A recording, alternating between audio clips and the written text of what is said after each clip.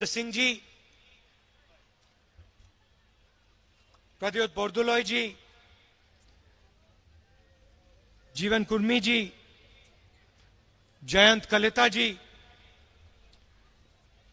दुर्गा भूमि जी हमारी कैंडिडेट, सिभान चेटिया जी, हीरा देवी जी, भाइयों और बहनों, कांग्रेस के हमारे सब कार्यकर्ता, प्रेस के हमारे मित्रों, आप सबका यहां बहुत बहुत स्वागत, नमस्कार।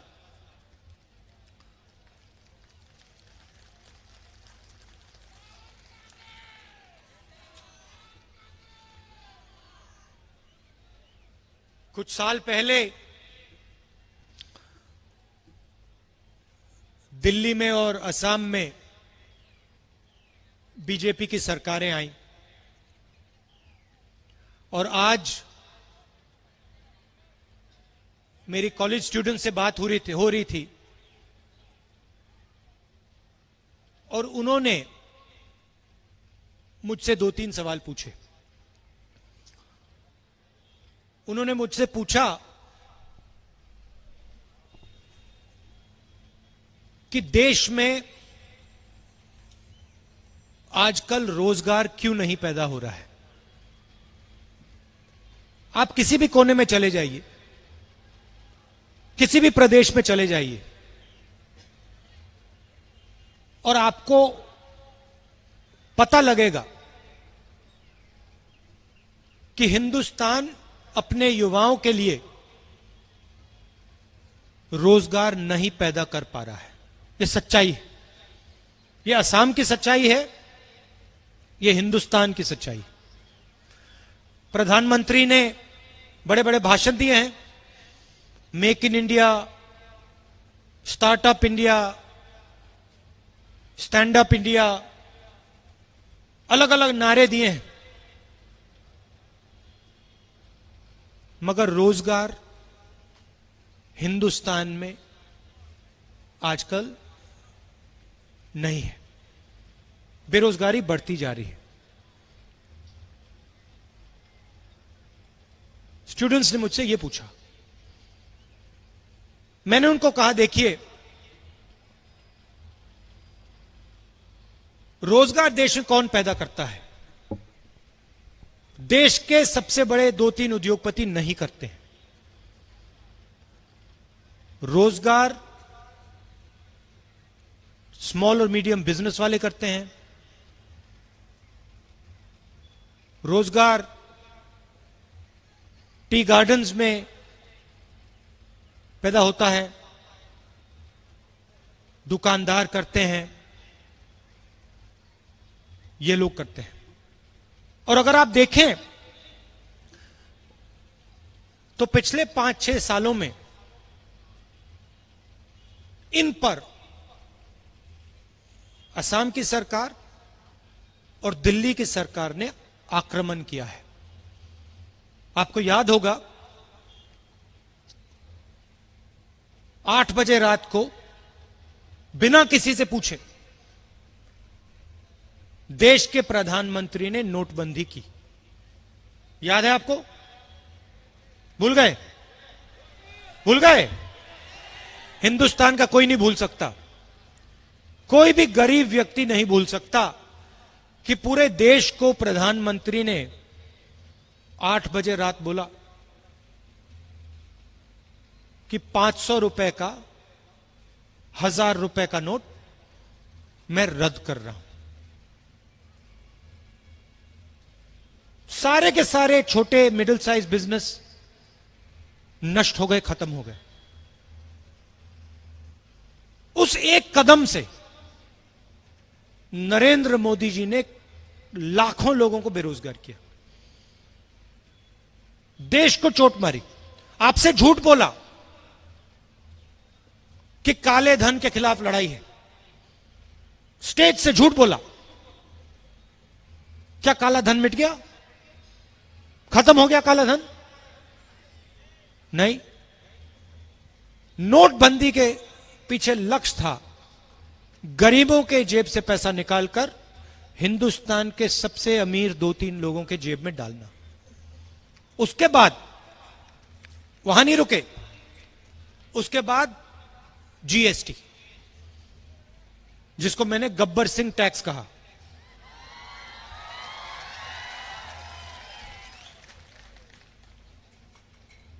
गब्बर सिंह टैक्स, 5 अलग अलग टैक्स, 28% टैक्स। किसके ऊपर टैक्स? हिंदुस्तान की गरीब जनता पर, किसानों पर, मजदूरों पर, छोटे दुकानदारों पर, स्मॉल मीडियम बिजनेस वालों पर। जो नोटबंदी से बच गए वो जीएसटी में डूब गए।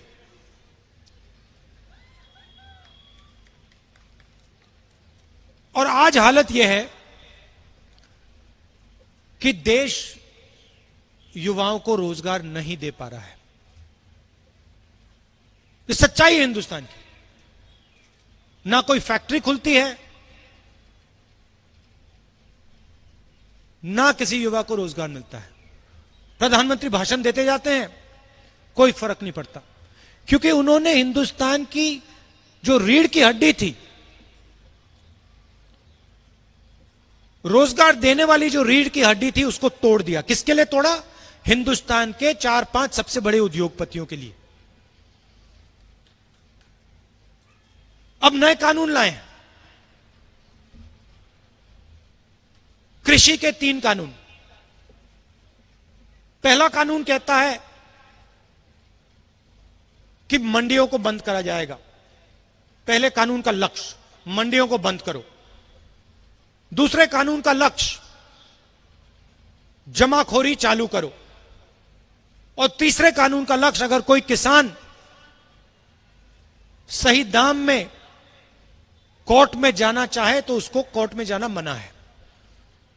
इसीलिए लाखों किसान दिल्ली के बाहर बैठे हुए हैं। और नरेंद्र मोदी क्या कहते हैं? नरेंद्र मोदी कहते हैं कि ये लोग आतंकवादी हैं। हिंदुस्तान के किसान को वो आतंकवादी कहते हैं, उनके पार्टी के लोग कहते हैं। और किसान क्या कह रहा है? किसान सिर्फ ये कह रहा है कि जो हमारा है आप हमसे नहीं छीन सकते हो, हम आपको छीनने नहीं देंगे। 2-3 उद्योगपतियों को हिंदुस्तान की पूरी कृषि का जो बिजनेस है वो पकड़ाना चाहते हैं। यह हालत है देश की। यहां आए, असम आते हैं, आपसे वायदे कर जाते हैं। पिछले चुनाव में उन्होंने वायदा किया था कि टी गार्डन के वर्कर्स को वो उनका वेज बढ़ा के देंगे। आजकल आपको कितना पैसा मिलता है? कितना मिलता है पैसा? कितना? 167। सही। बीजेपी के लोगों ने आपसे क्या वायदा किया था? कितना?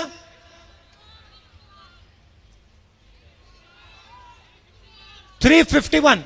अच्छा, यहां पे कोई एक व्यक्ति है जिसको 351 मिल रहा हो? एक भी नहीं मिलेगा आपको। छत्तीसगढ़ के चीफ मिनिस्टर अभी भाषण दिए हैं। छत्तीसगढ़ के चुनाव से पहले ऐसे ही भाषण में मैंने कहा था कि छत्तीसगढ़ के किसानों का कर्जा माफ होगा। बीजेपी वालों ने कहा पैसा नहीं है। मैंने कहा हम पैसा निकाल के दिखा देंगे, पैसे की कोई कमी नहीं। मैं आपको बता रहा हूं और आप इस बात को चेक कर लीजिए। छत्तीसगढ़ में कांग्रेस पार्टी की सरकार बनने के 6 घंटे के अंदर छत्तीसगढ़ के किसानों का कर्जा माफ कांग्रेस पार्टी ने कर दिया था। मैं यहां आपका टाइम जाया करने नहीं आया हूं, मैं आपसे 2-3 चीजें कहने आया हूं। मैं नरेंद्र मोदी जैसा नहीं हूं, मुझे झूठ बोलने की आदत नहीं है। मैं आपको सिर्फ ये बता रहा हूं, और टी गार्डन्स के जो हमारे वर्कर हैं उनसे कह रहा हूं, इसको आप अच्छी तरह सुनिए। कांग्रेस पार्टी की यहां सरकार आएगी तो 6 घंटे के अंदर आपका 351 नहीं, आपका 365 हो जाएगा। और मुझे कोई फर्क नहीं पड़ता कौन क्या कहे, दुनिया के इकोनॉमिस्ट कह दें, मुझे कोई फर्क नहीं पड़ता। मैं आपको बता रहा हूं कि 365 गारंटी देके आपको आ रहा है। सीधी बात है।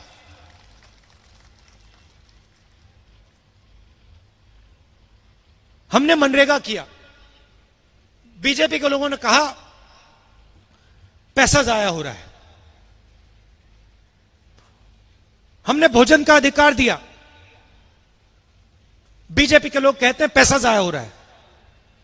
हमने किसानों का 70,000 करोड़ रुपया कर्जा माफ किया, बीजेपी के लोग कहते हैं पैसा जाया हो रहा है। जब भी हम गरीबों की मदद करते हैं, कमजोर लोगों की मदद करते हैं, बीजेपी के लोग कहते हैं पैसा जाया हो रहा है।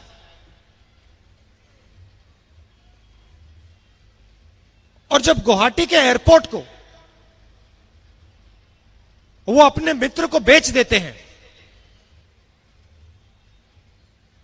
तो फिर वो कहते हैं पैसे का सही इस्तेमाल हो रहा है।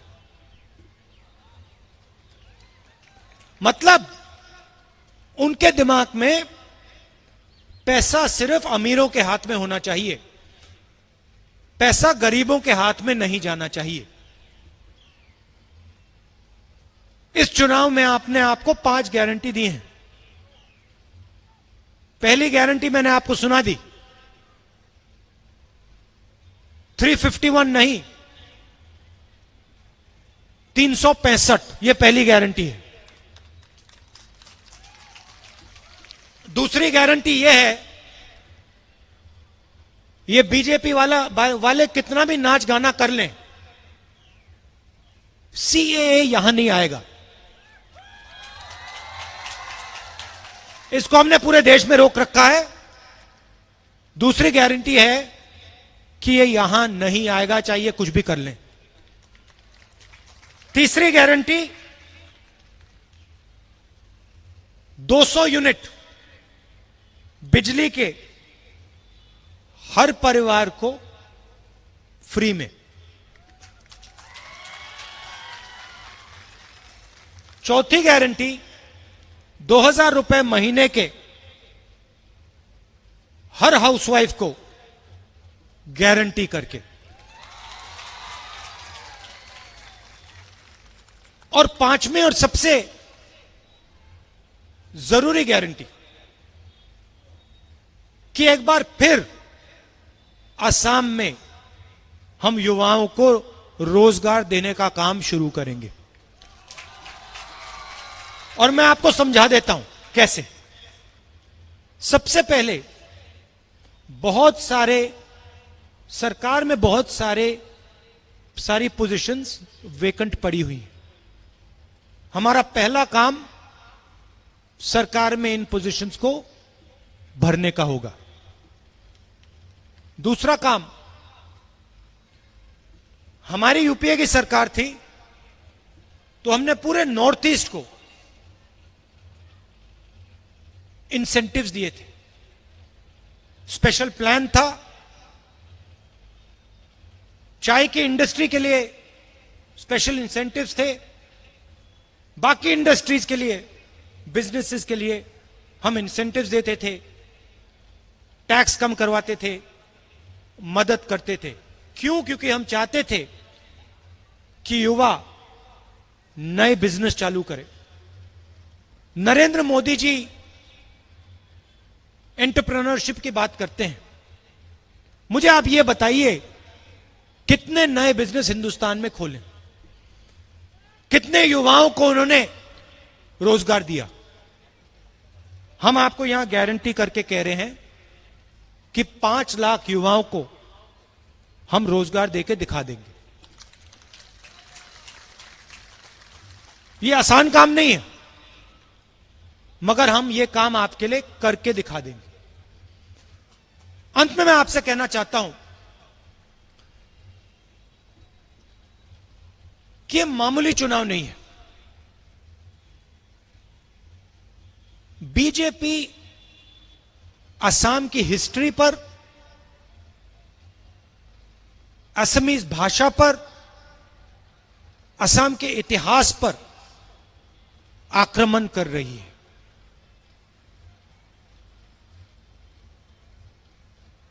ये कहते हैं कि एक सोच होनी चाहिए, एक भाषा होनी चाहिए। इस देश में अलग अलग सोच है, अलग अलग इतिहास है, अलग अलग कल्चर है, अलग अलग हिस्ट्री है। हम इन सब की रक्षा करते हैं। बीजेपी क्या चाहती है? बीजेपी चाहती है कि असम को नागपुर से चलाया जाए। बीजेपी चाहती है कि बाहर के लोग आए और जैसे इन्होंने आपका एयरपोर्ट लिया, वैसे ही जो आपका है वो लोग उठा के ले जाएं। हम असम को असम से चलवाना चाहते हैं। हमारा जो चीफ मिनिस्टर होगा वो असम की जनता की बात सुनकर काम करेगा, उसका नागपुर से कुछ लेना देना नहीं होगा। यह फर्क है। तो यह चुनाव आपकी संस्कृति को बचाने का, आपकी हिस्ट्री को बचाने का, आपकी भाषा को बचाने का चुनाव है। यह इस चुनाव की सच्चाई है। और इसीलिए असम की जनता इस चुनाव में महाजोत को जिताकर ही दिखाएगी और बड़ी बहुमत से जीतेंगे। मैं आपको दिल से धन्यवाद करना चाहता हूं। शाम का समय है, आप दूर दूर से आए हैं, आपने मेरी बात इतने प्यार से सुनी, इसके लिए बहुत बहुत धन्यवाद। जय हिंद।